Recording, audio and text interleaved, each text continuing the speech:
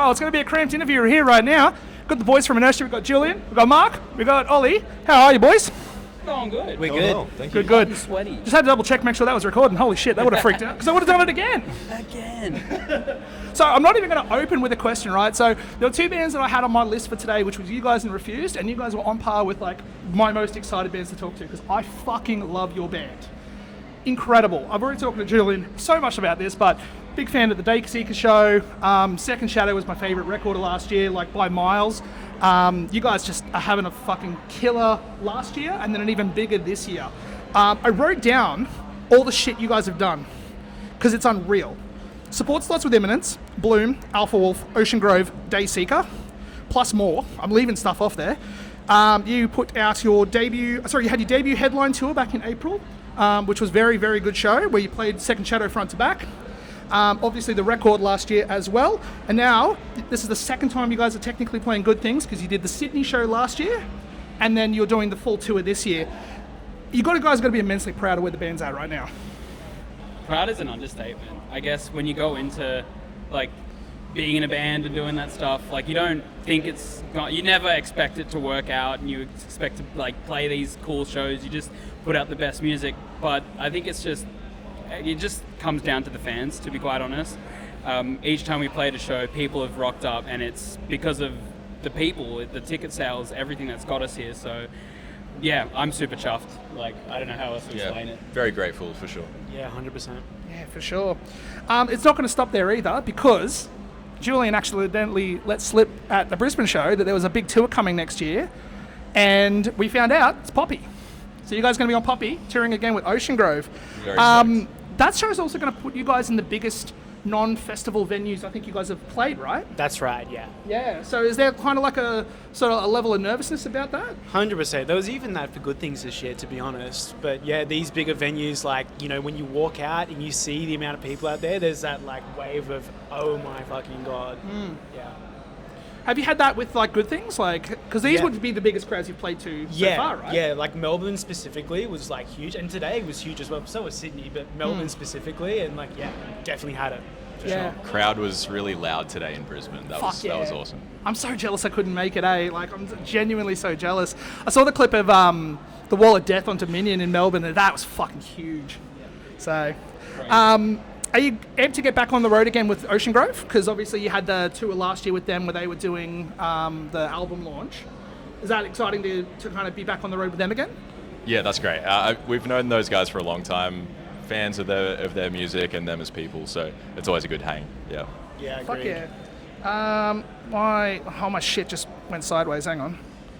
You can cut this out. Oh we'll definitely won't cut it out. You guys have been opening stage 3 and 4 over the last couple of days. How have you approached treating a festival set? Ooh, when we found out the slot we were playing at, we kind of just wanted to, you know, rip off the locks, as DJ Khaled would say, and just like rip the door handle. You know, you don't want to start soft. You want to make sure people are here ready to go. I think especially when it's hot and stuff, you don't want to have a slow start. So we kind of definitely put a conscious effort into like loading the front start of the set with just heavy bangers, Wall of Death, Circle Pits, just to make sure that people are awake and ready. Fuck yeah! And then you guys also opened with a brand new song. Also another strategic maneuver. Yes. It's when we were writing it just kind of it's funny. Some songs just kind of come together in like the space of like 1 or 2 sessions. This was a case of that song just came together so quickly. But it was also like planning. We wanted to play it at Good Things and being like, okay, well, what can we make that's gonna fit the set list and kind of get everyone hyped? And I think it worked out. Fuck yeah. It's almost like writing that song was a manifestation to get on it one day, and you guys got on it. Yeah, 100%. Crazy. So I've mentioned the Dayseeker tour obviously before.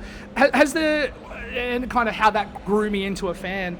Have there been specific tours or specific moments where you've noticed that people are starting to show up more for you guys? Good question. I I'd say like the headline tour that we did, obviously, like Yeah. they were showing up for us, but like we did the Bloom tour recently, and it's like obviously not bands as big as Imminence and stuff like that, smaller venues, and like there was a lot of people going into into them shows wearing our shirts, which was like pretty nice feeling.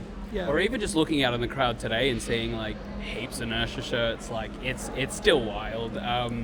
Yeah, and we're getting like people fans that we're meeting, and they're coming to every show and they're communicating to us. Like that's incredible. Like I don't know how else to explain it. Yeah, that's right. I think for me, it's been the slow, gradual, climb of people like that, like we were talking about before. Just the gradual slope of people who are coming to see us specifically, singing along to all the words and stuff like that. It's been awesome. And I guess just to specifically like piss me off and give me FOMO, what was in the set list?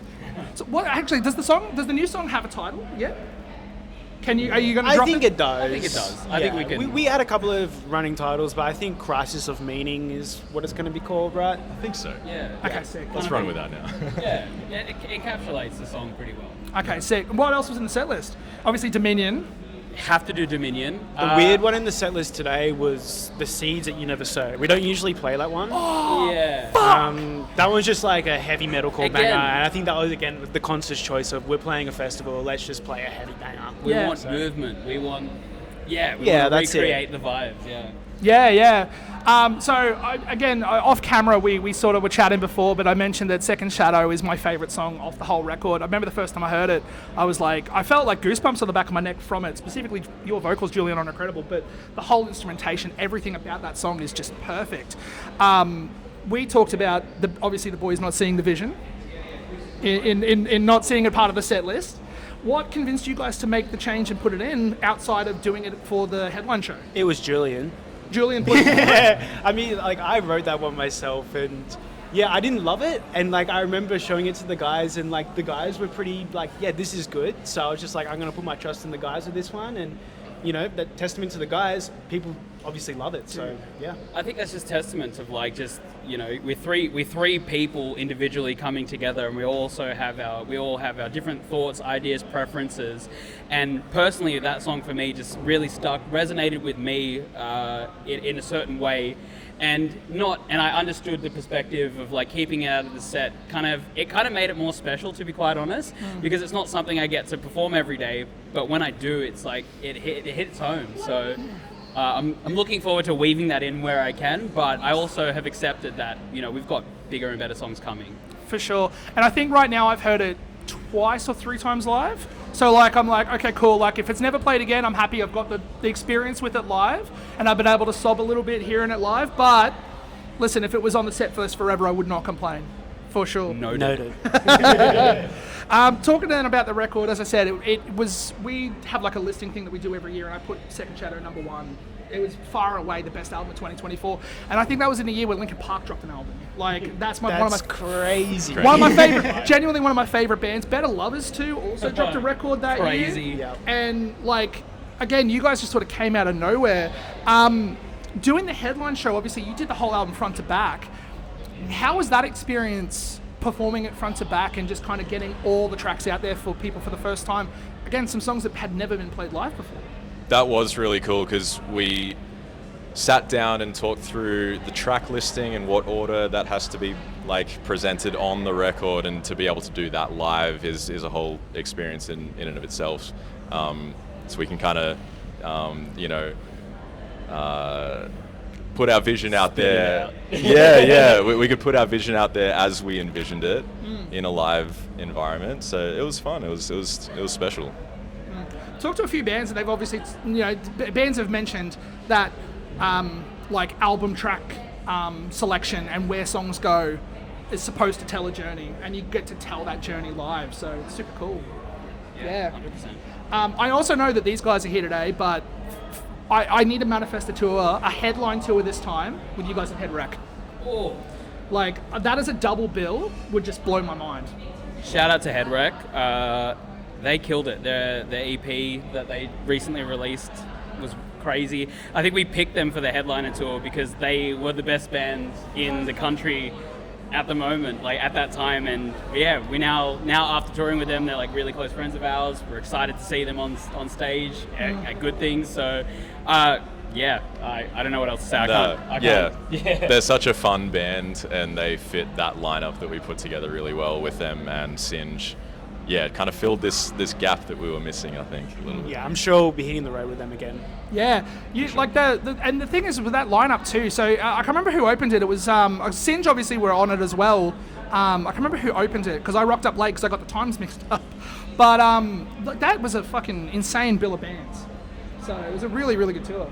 Yeah, we try to have as much input as we can if we're headlining or if we have any pull at all, just to put on bands that we like. And yeah, I think we're all really happy with all the bands on that tour and all the openers as well. Yeah.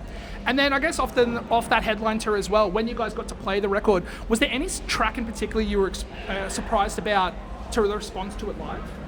Yes. I think 2 songs for me. The opening track, I guess it's a bookmark. They're bookmark tracks, but the opening track, Counterfeit and Lament, serve as like an open and close, and I think that was communicated really well in the live set. I think the emotions were there. Seeing that and seeing people singing along to both of those songs, because sometimes people won't listen to a whole album and get to your last song, and the energy was there from start to finish, and I think that was a kind of special moment. For sure. You have to be looking at my questions, because those are the 2 songs I wrote down. No shit. I think they're personal favorites of ours. Like Lament holds a very deep place in our heart. Sure. We wrote it in a very kind of not an unfamiliar time for us. We dealt with a lot that year. I'm gonna every opportunity I will get, rest in peace Ryan, but he worked on half the record with us. He was here with us, and so we had to really take a step back, and it kind of influenced what we made for the second half of the record. And so I think that song, it is tough to play, specifically Lament is a tough song to play, but it also brings me a lot of joy knowing that like all this came together, he was involved, and the record itself is a very special record because of that. Again, you got to be reading my questions, hey, because that was going to be a question. That was totally going to be a question. That has to be a hard song to do live. Like it can't be easy. So yeah. Also, got to shout out Replicant, banger. Replicant is a fucking banger. Another soft one, that was good. Hey? Another soft song, yeah. Listen, I love it. I love the soft ones. They're great. Yeah, me too. Winding down 2025, obviously, and then going into 2026 with the Poppy Tour, what's the future looking like? Where are Inertia planning to wanting to go in terms of music, tours, the world? Yeah, I mean, I think as like a general goal for the band, we just want to get overseas. So hopefully at some point next year we get overseas. If not the next year after that, surely. But yeah, I think that's the main goal for us, just get over the pond. For sure. But also just the unexpected. Like we've got everything we've got so far, and without us kind of expecting it. So we're kind of enjoying the ride a little bit. Yeah, we're definitely for sure. enjoying everything that's coming to us, but that's our next target. We really want to go overseas and get a new audience, and kind of just take that next step. Yeah, absolutely. Last question. So with today being the last day of the festival, you now guys have got a bunch of downtime for the rest of the day. Who's on the ticket? Who are we going to see? I can't wait to see Kublai Khan. Yeah, one of my favourite bands, and also Lorna Shore will be sick. Yep. Weezer. Fucking A. Yeah. I'm going to say Fever 333 for 2 reasons. Of course you are. Actually, maybe just for one. I'm a huge fan of Jason Alon. The beard should tell the entire story. So the energy that he has, I think, is something I try to mimic and steal from in parts. So I'd love to see that live. I think when we talked last time, you mentioned Jason as well. And since then, I've actually gotten to talk to him. I got to talk to him for the Let Live reunion tour, which I'm now stoked is not over. Like they're thank God. Not killing the band off, which is great. But he's here today. I wanted to talk to him, but unfortunately, it wasn't in the cards. But yeah. Anyway, listen, Inertia, a band is going to take over the world. I truly believe that with all my heart. So I appreciate you guys taking the time out. You guys are always super kind to me, even at shows, and you guys are just making killer fucking music, killer dudes. Keep it up. And I can't wait for the future. I'm really excited. Thanks for having us, bro. Man. Thanks so much. Thanks for having us on, man.